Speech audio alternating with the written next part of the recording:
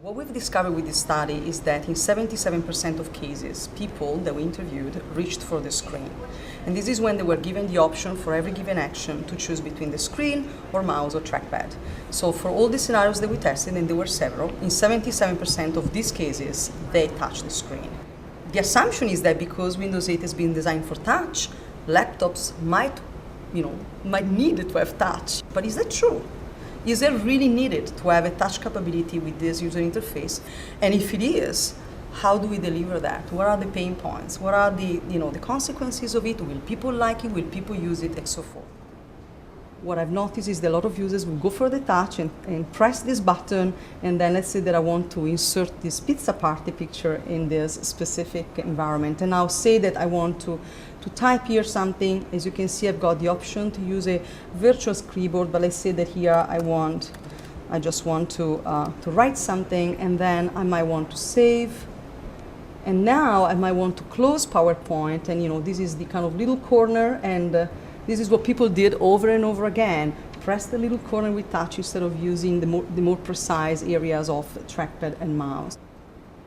The users could choose in every given task to go with their own kind of instinct and use the modality that they felt was the most appropriate. People were very clear about the fact that they do not want to give up the keyboard. They're very attached to the capability of actually typing, physically typing. When they started telling me I like the touch and I like the keyboard, I started probing users and say, well, what about if I give you a tablet, very powerful tablet, and then an external wireless keyboard? Isn't that the same? And users were telling to me, no, absolutely not.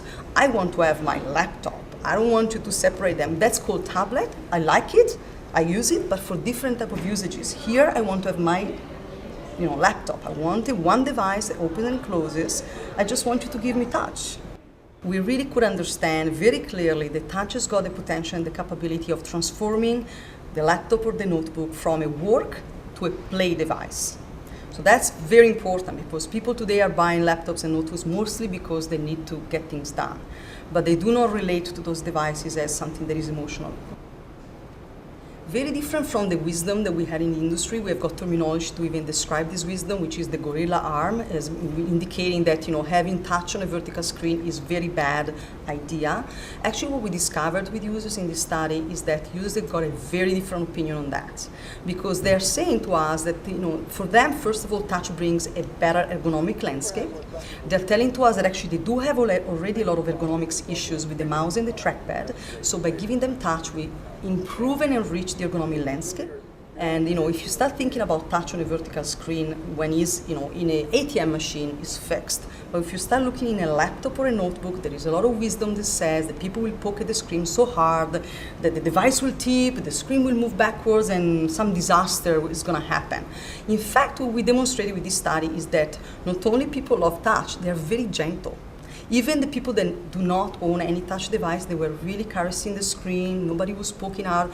In 81 interviews for 2 hours each, none of them poked so hard that things moved. If I did this study 5 or 10 years ago, I don't know if I would have had the same results. So I think there are different parts to this story. One is really the sophistication that users have. They've been exposed in so many different ways to touch capability. Through, touches in their pockets with their phones, and touches, when you go to buy something, or, like ATM machines. So they are surrounded by this capability. And so in a way, in the last 5 years, there has been an acceleration in the sophistication of users. The other side of the story is also technological. The touch screen, and, we advanced with technology, and so the touch screen capability of today is different from the one of 5 years ago. And so from the perspective of responsiveness, smoothness, that is kind of substantially different, and that makes a difference in the overall experience. So today, now with the Windows 8 and different type of operating system that are optimized for touch, the story is different because not only you've got a great and very compelling and now technologically advanced capability, but also is matched with a user interface that enables that capability to blossom. And so it's very different today from like 5 or 10 years ago.